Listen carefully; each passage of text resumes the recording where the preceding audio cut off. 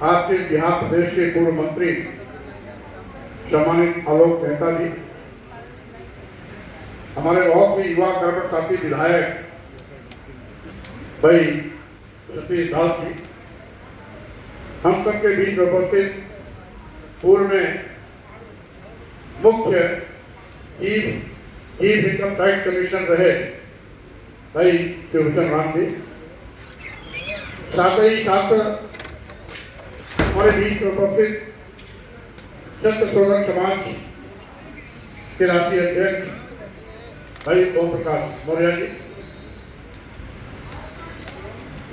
पूरे देश के विभिन्न अंचलों से आए हुए सभी विद्वान वक्ता साथियों, सामने बैठे हुए सभी बौद्ध उपासक उपासिकाएं एवं मां बोधि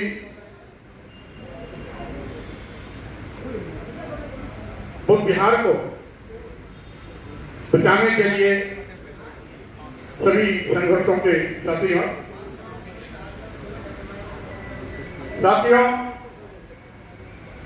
हमारे तमाम वक्ता साथियों ने तमाम बहुमूल्य सुझाव दिए। विशेष रूप से श्री शिवभूषण राम जी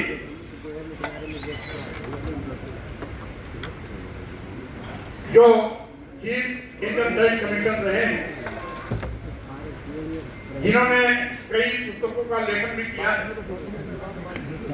और संविधान की समीक्षा भी की है और संवैधानिक विशिष्टताओं के साथ इस विषय पर अपनी बात भी रखी है, उसमें बहुत कुछ दम है। हमारे इस आयोजन मंडल के साथी हम समझते हैं इसकी गंभीरता को संज्ञान में लेते हुए अपने संघर्ष की मुख्य रणनीति के रूप में स्वीकार करेंगे।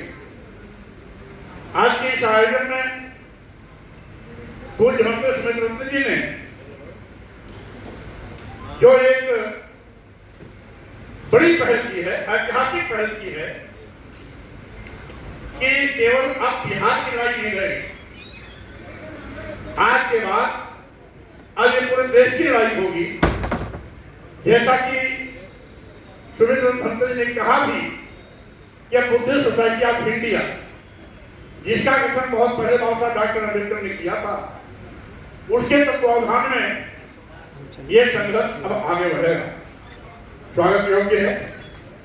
और सुमित जी को मैं इसलिए बधाई देता हूं कि इन्होंने आज देश के सभी प्रदेशों से, सुदूरवर्ती अंचलों से लोगों को बुला करके इस आंदोलन को राष्ट्रव्यापी दिशा देने का काम किया है। इसके लिए बहुत बहुत धन्यवाद। ये सही है। पहली बात तो बीटी एक्ट 49 का बनना ही गलत था। यदि बन भी गया तो भारतीय संविधान लागू होने के बाद इसे अपने आप में स्वाभाविक कर दिया जाना चाहिए था, लेकिन ऐसा नहीं, क्योंकि लोगों ने या तो इसकी गंभीरता को समझा नहीं या समझने की कोशिश नहीं। अगर समझने की कोशिश किए होते तो शायद आज ये मुद्दा पैदा ही नहीं होता, बहुत पहले निष्पादित हो गया होता। लेकिन आप जानते हैं ये पहली बार नहीं हो रहा। यहां तो बीटी एक्ट 49 का हवाला दिया जा रहा है, लेकिन इसके पहले भी यहां की जो यथास्थिति ताकतें हैं, जिसको मनवादी विरोध कहा जाता है, समय समय पर इस प्रकार से तमाम बौद्ध तीर्थ स्थलों को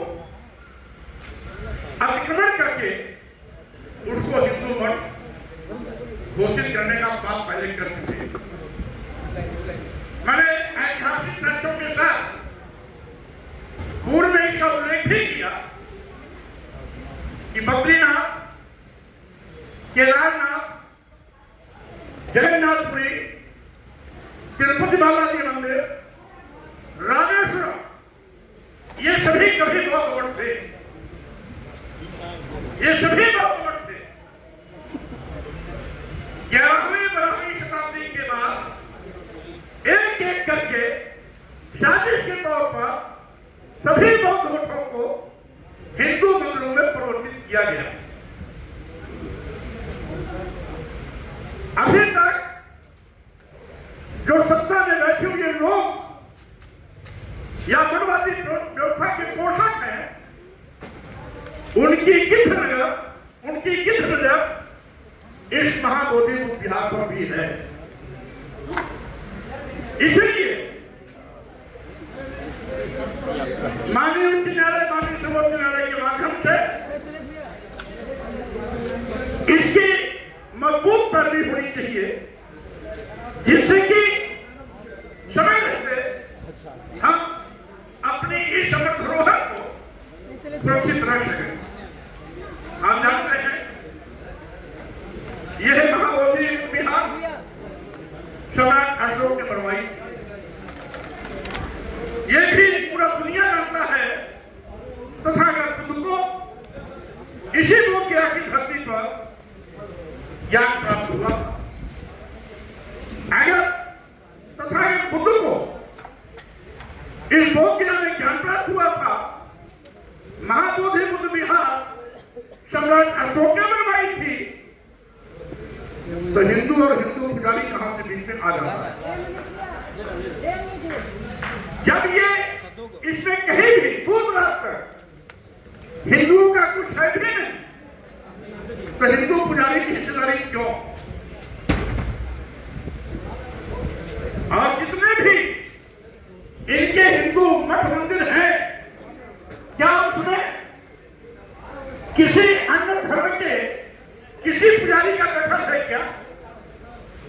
जितने भी इनके मंदिर हैं, अगर अयोध्या के राम मंदिर में हिंदू के अलावा कोई बौद्ध, इस्लाम, ईसाई, सिख धर्म का धर्मावलंबी उस मैनेजमेंट में नहीं है, तो महाबोधि विहार में क्यों?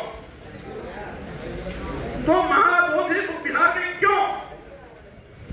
जबकि भारतीय संविधान का अनुच्छेद 15 और 51 के इस बात की स्पष्ट व्याख्या करता है कि धर्म, वर्ण, जाति, जन्मस्थान और क्षेत्र के आधार पर जहां किसी के साथ कोई भेदभाव नहीं होगा, वहीं पर अनुच्छेद 25 के अंतर्गत किसी के धर्म में कोई दखल नहीं देगा।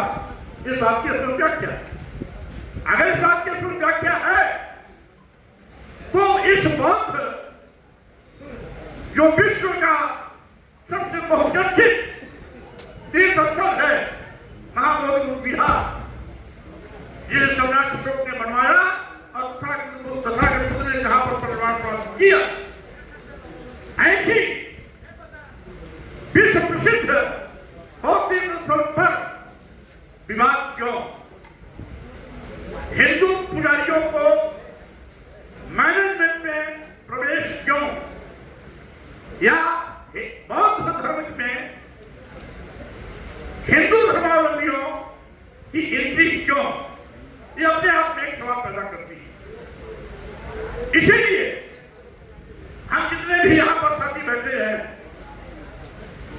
इस पर हम आप सभी लोगों को गंभीरता से, बिना आपस में किसी प्रकार का मैमन किए, अपने ईगो को बलाय रख करके हमें इस मुद्दे पर एक मत होकर के इस लड़ाई को आगे बढ़ाने की आवश्यकता है। आप जानते हैं अभी अयोध्या में क्या था? यह भी पहले बहुत तीर्थ स्थल था, यह भी पहले बहुत तीर्थ स्थल था। हमारे तमाम मीडिया के साथी बैठे हैं, इनको मालूम होना चाहिए साकेत नगरी है, एक अयोध्या नगरी। साकेत नगरी यह खोडस महाजनपद के समय कौशल की उपराजधानी थी, श्रावस्ती राजधानी थी, ये उपराजधानी थी। राजा प्रसेनजीत बहुत राजा थे, यहाँ के शासक थे। तथागत बुद्ध यहाँ पर कई वर्षावास बिताए। यानी जब तथागत बुद्ध यहाँ कई वर्षावास बिताए, यहाँ पर ये बौद्धों की नगरी थी। और एक चीज और मैं जानकारी देना चाहता हूं जो किसी के पास नहीं हो। वहां पर पहली शताब्दी में पहला मंदिर बना है। पहली शताब्दी के बाद पहले कोई मंदिर नहीं था, यानी पहले बहुत मठ था। और आगे चल करके आपको ये भी बता देना चाहता हूं,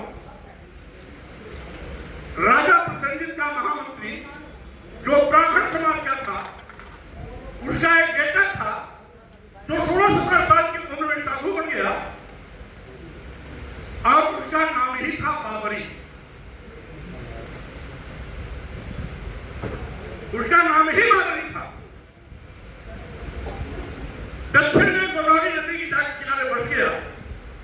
एक बार वर्षावास हो रहा था, उसी समय तथागत का वर्षावास चल रहा था, उसी समय वो अयोध्या आया था और बुद्ध के विषय में उसने खूब चर्चा सुनी। तो छिप करके बुद्ध के प्रवचन को 2-4 दिन लगातार हफ्ते भर सुना। प्रभावित होकर के एक दिन जब बुद्ध कथा करने के प्रवचन करने के बाद अपने विश्राम के समय जा रहे थे, रास्ते में मिला और उनके पैरों पर गिर पड़ा। कहा, मैं आपसे बहुत